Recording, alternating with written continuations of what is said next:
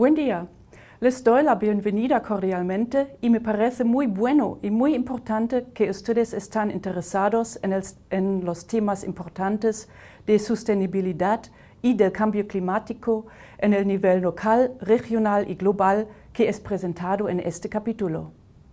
Yo soy profesora en producción de plantas alimentarias y cambio climático en la Universidad de Ciencias Aplicadas de Erfurt en Alemania.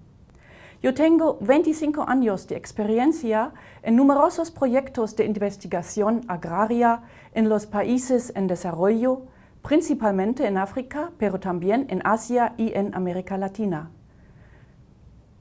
Yo pertenezco al grupo de expertos del Consejo Mundial para la Alimentación y dirijo investigaciones de adaptación de plantas en el cambio climático y proyectos interdisciplinarios sobre la mitigación del clima con energías renovables. Ahora les presentaré el módulo sobre el cambio climático. Módulo 1, el cambio climático. Módulo 2, impactos y consecuencias del cambio climático. Módulo 3, entrevista con el docente. Objetivo didáctico 1.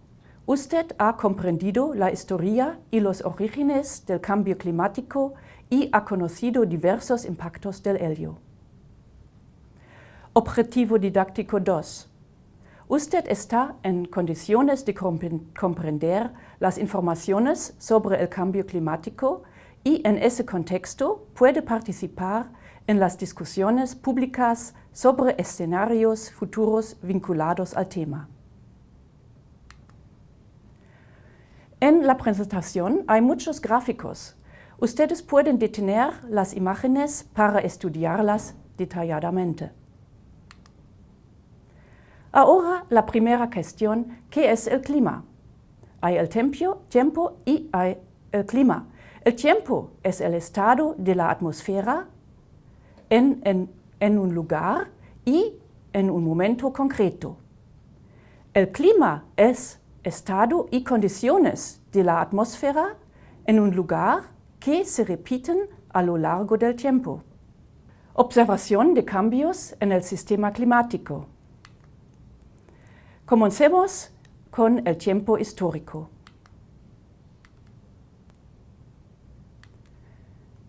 En este gráfico hay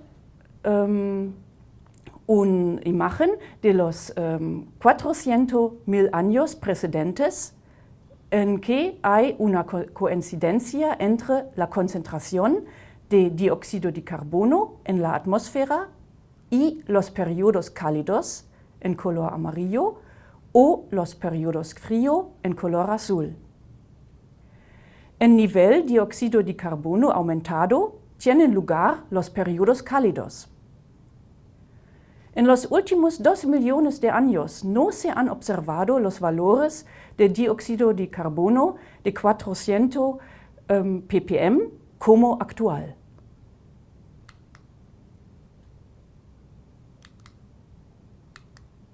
¿Cómo podemos conocer el clima histórico?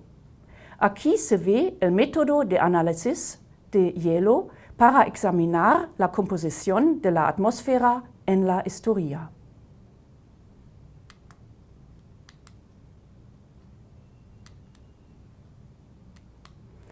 La reconstrucción del clima es también posible con los anillos anuales de Arbres.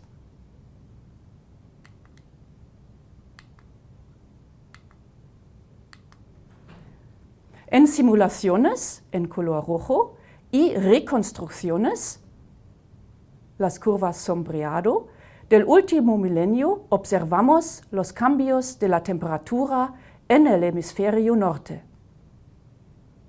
Todos los datos se expresan como anomalías en relación con la media del periodo 1500 a 1850.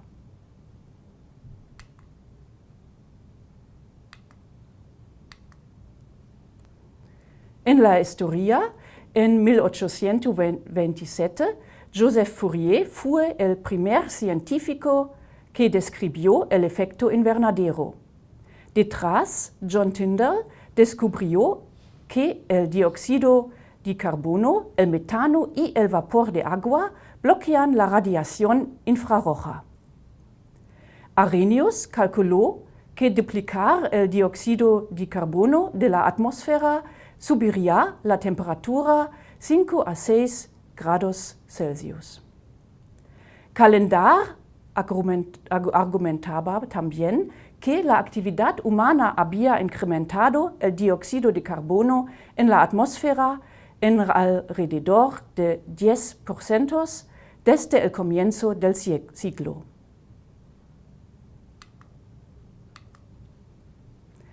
Un forzamiento radiativo en clima significa cualquier cambio en la radiación, el calor, entrante o saliente de un sistema climático.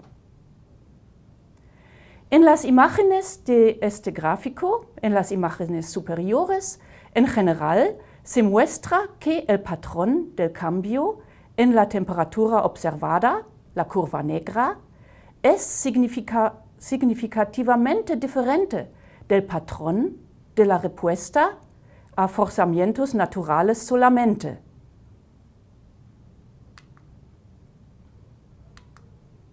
Pero la respuesta simulada a todos los forzamientos, en particular a los forzamientos de origen humano, se ajusta bien a los cambios observados en la superficie. No es posible simular correctamente el cambio climático observado recientemente sin incluir la respuesta a los forzamientos de origen humano, como los gases de efecto invernadero.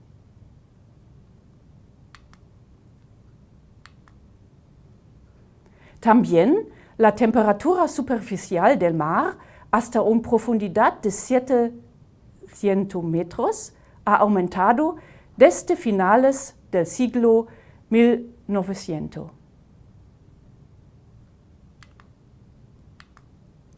Mientras que la extensión del hielo marino en verano en el Ártico ha disminuido significativamente desde los años 50, como se ve en este gráfico.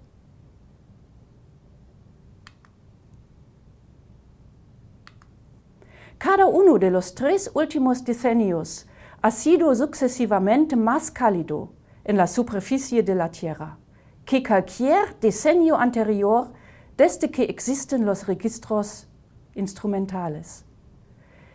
Y el decenio de 2000 fue el más cálido de todos.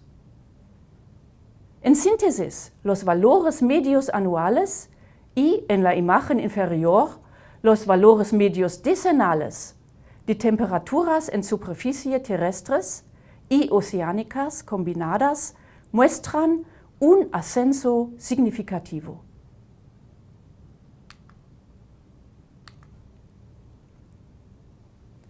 En esta imagen se ve que es importante resaltar que los valores medios globales se magnifican en valores más altos en el Ártico y algunas regiones ya desertificadas, y más bajas en otras regiones, especialmente sur los océanos.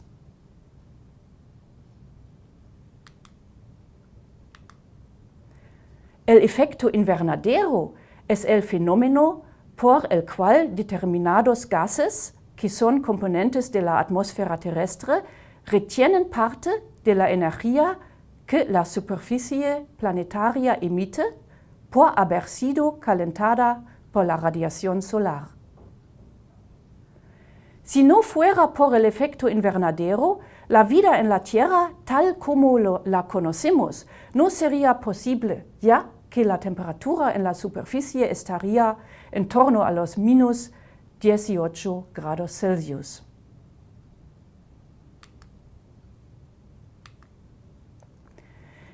En este gráfico se ve los denominados gases de efecto invernadero o gases invernadero responsables del efecto descrito, que son el dióxido de carbono, el metano, el óxido de nitrógeno, el ozono, clorofluorocarbonos y el vapor de agua. son diferentes en su potencial calórico y su persistencia en la atmósfera.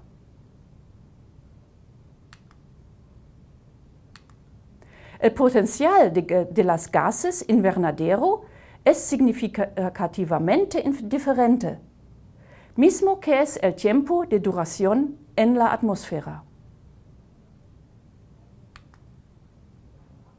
¿Qué son los impulsores del cambio climático?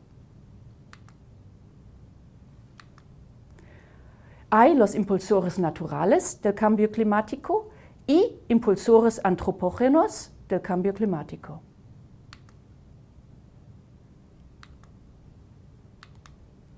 Los impulsos no antropógenos del cambio climático son la componente solar con cambios temporales de irradiación en el gráfico B, los volcanes en gráfico C y una variabilidad interna en gráfico D. Todos ellos han mostrado ser de menor importancia, con efectos locales y regionales, de no más de 2 años en el caso de erupciones volcánicas.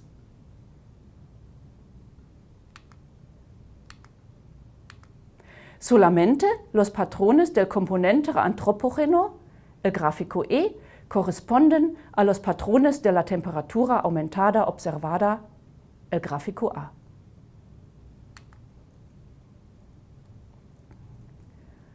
Ahora, los impulsores antropógenos del cambio climático.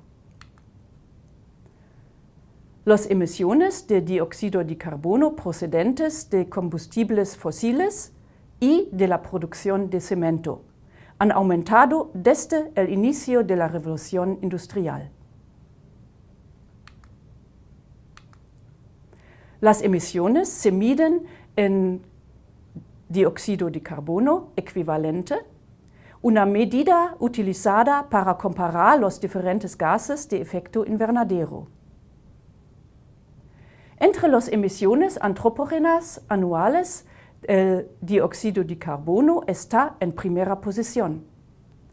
Se presentan en color amarillo el dióxido de carbono procedente de combustibles fósiles y procesos industriales, y en color naranja el dióxido de carbono procedente de la silvicultura y otros usos del suelo. El metano, el óxido nitroso y los gases fluorados representan los otros gases abarcados en el Protocolo de Kioto.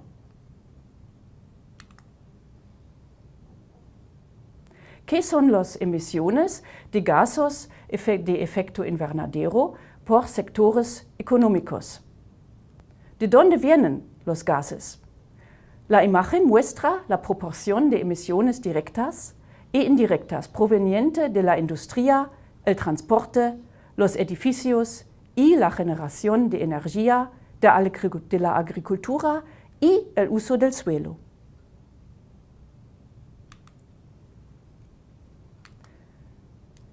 ¿Qué son las mayores emisiones por fuente?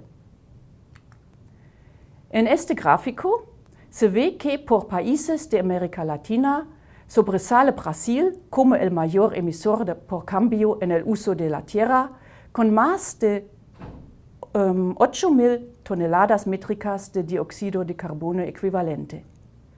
La importancia de la agricultura en la región se ve reflejada también en las emisiones, teniendo Brasil, Paraguay, Argentina, Jamaica y Colombia una participación significativa de este sector en el total de sus emisiones. ¿Qué son las emisiones globales de la agricultura? Consideramos el cambio climático causado para la agricultura y el cambio del uso del suelo. La seguridad alimentaria y la agricultura se enfrentan a grandes desafíos con el cambio climático, en términos de impactos negativos en la productividad e implementación de acciones sectoriales para limitar el calentamiento global. ¿Qué son las emisiones globales de la agricultura? Las emisiones globales de la agricultura, cultivos y ganadería han continuado incrementándose en los últimos 50 años. En 1961 hay 2.700 millones de toneladas de dióxido de carbono equivalente y ya en 2011 hay más de 5.300 millones de toneladas de dióxido de carbono equivalente. Los mayores emisores en la agricultura son 40% fermentación entérica. ¿Qué son las emisiones globales de la agricultura? Las emisiones globales de la agricultura, cultivos y ganadería han continuado incrementándose en los últimos 50 años. En 1961 hay 2.700 millones de toneladas de dióxido de carbono equivalente y ya en 2011 más de 5.300 millones de toneladas de dióxido de carbono equivalente. ¿De qué ven esas emisiones? Los mayores emisores en la agricultura son 40% la fermentación entérica, 16% estiércol depositado en las pasturas, 3% fertilizantes sintéticos, 10% arrozales, 7% gestión del estiércol y 5% combustión de sabanas. Las emisiones de gases de efecto invernadero de la agricultura continúan aumentando, aunque no tan rápido como las emisiones de otras actividades humanas. Tener mejor información a nivel nacional sobre las emisiones de la agricultura, ganadería, pesca y silvicultura puede ayudar a los países a identificar oportunidades para reducirlas. Al mismo tiempo que se persiguen objetivos de seguridad alimentaria, resiliencia y desarrollo rural y conseguir acceso a la financiación mundial para su implementación.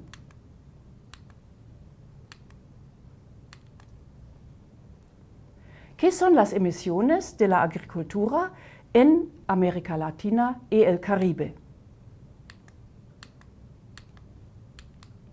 Observamos la situación de la agricultura, la silvicultura y otros usos de la tierra en América Latina y el Caribe.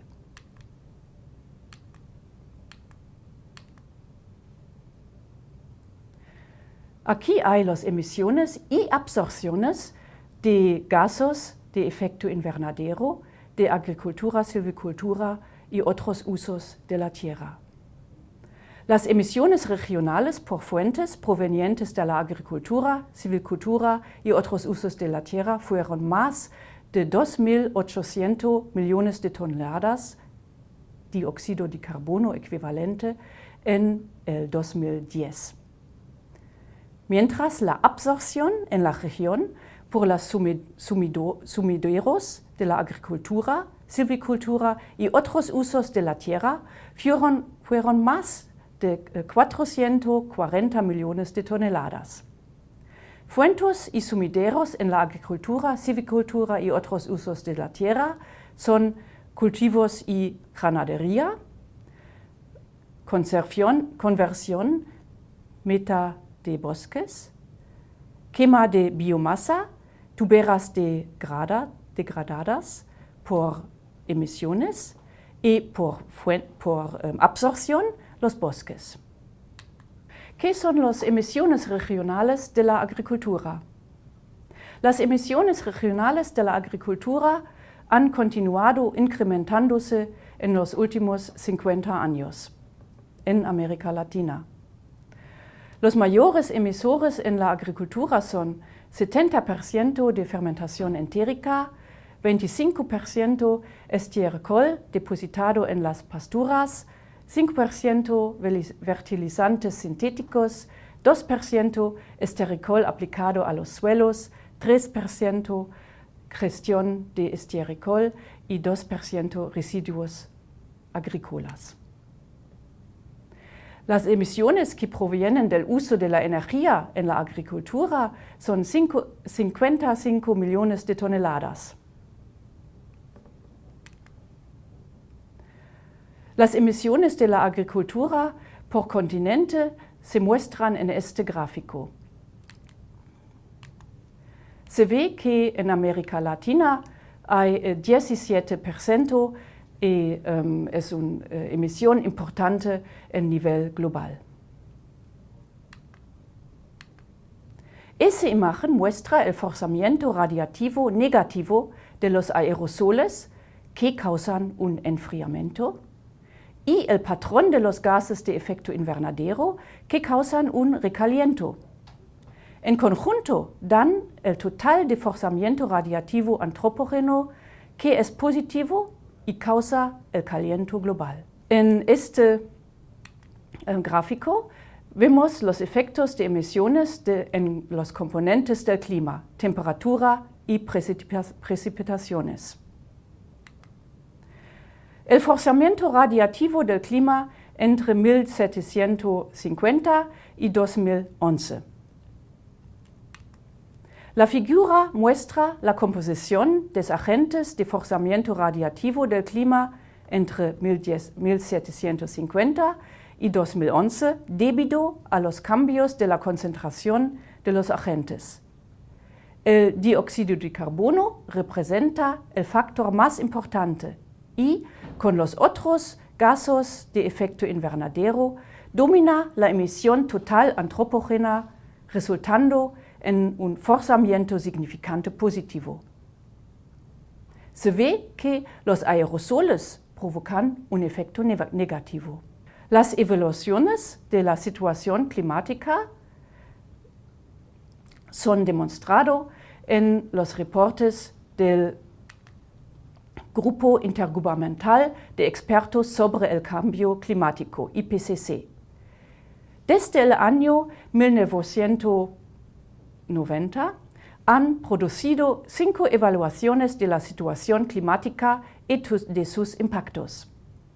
El último es el reporte 5, publicado en 2013 y 2014. Los reportes se basan en modelos coordinados del clima. Cada reporte, que es indicado para FAR, SAR, First Report, Second Report, etc., fue complementado por factores adicionales y nuevos datos de observaciones y así las proyecciones han sido más seguras. Así, todos los reportes contienen los datos de la atmósfera, de la superficie de la Tierra y de los océanos, y cada nuevo reporte es complementado con datos de aerosoles, de la vegetación, de la química de la atmósfera y la situación del hielo terrestre. Esos datos son calculados en múltiples modelos del clima que resultan en gráficos de la historia y en proyecciones por el futuro. El resultado de los múltiples modelos son patrones de promedios globales. En la curva de color azul se ven los patrones que se basan solamente en los forzamientos naturales. Esa curva no corresponde a las observaciones visibles en la curva negro. Solamente si se usan los forzamientos naturales y antropógenos, el patrón corresponderá al patrón de las observaciones.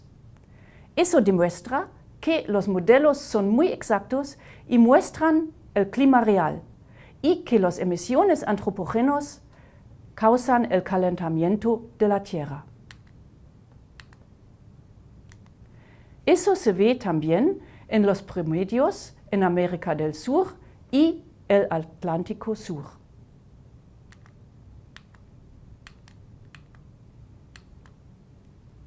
¿Qué son las proyecciones de los cambios futuros? Los modelos climáticos y el efecto invernadero en el futuro. Los modelos utilizan nuevos escenarios denominados trayectorias de concentración representativas, RCP, que se elaboraron utilizando modelos de evaluación integrada que típicamente incluyen componentes económicos, demográficos, energéticos y climáticos sencillos. El RCP 2,6 se basa en un escenario de reducción radical de las emisiones que resulta en una reducción de emisión de dióxido de carbono de cero o menor al final del siglo. Eso corresponde a 400 ppm en la atmósfera, mientras el RCP 8,5 es un escenario de todo siga igual, o como costumbre, con un incremento de dióxido de carbono en la atmósfera a 900 ppm. Así, el cambio de la temperatura corresponde en la aumentación del dióxido de carbono. En caso de todo siga igual, o como de costumbre, el aumento de la temperatura global medial resulta en un aumento diferencial en diferentes regiones de la Tierra. Aquí se muestra el cambio de grados Celsius por cada 1 grado en medio global. Al final del siglo, la temperatura en el Ártico será muy elevado comparante al medio global. Por el cambio en la precipitación media anual, hay 4 escenarios para finales del siglo. El aumento de la temperatura conducirá a un cambio en la precipitación media anual al fin del siglo, el que será dramático para algunas regiones, especialmente en los países del trópico, con sequías en el sur de África y el norte de América del Sur y Centroamérica, así como en el Mediterráneo, mientras que en el hemisferio norte se espera un aumento de las precipitaciones.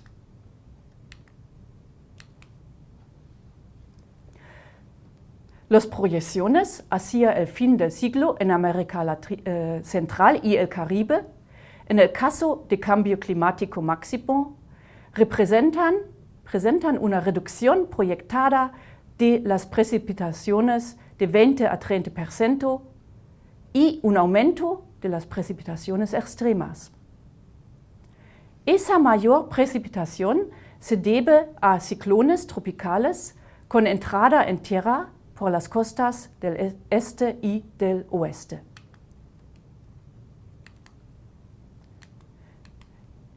En América del Sur, el desplazamiento hacia el sur de la zona de convergencia del Atlántico Sur provocará un aumento de la precipitación en el sureste.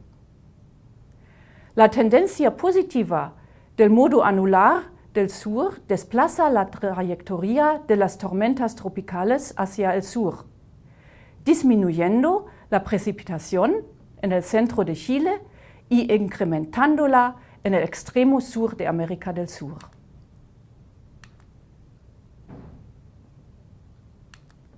En conclusión, esta imagen ilustra las interacciones entre la atmósfera, la tierra con la vegetación, el cielo, el suelo y las emisiones antropógenas, con las actividades humanas que provocan las emisiones de gases de efecto invernadero, el porcentaje de forzamiento positivo de las gases y la absorción de energía solar en la Tierra. Con esto terminamos el módulo 1 de nuestro capítulo. Aquí les presento algunas tareas para el estudio personal o en grupos. Muchas gracias por su atención y a continuación veremos el segundo módulo de nuestro capítulo. Gracias.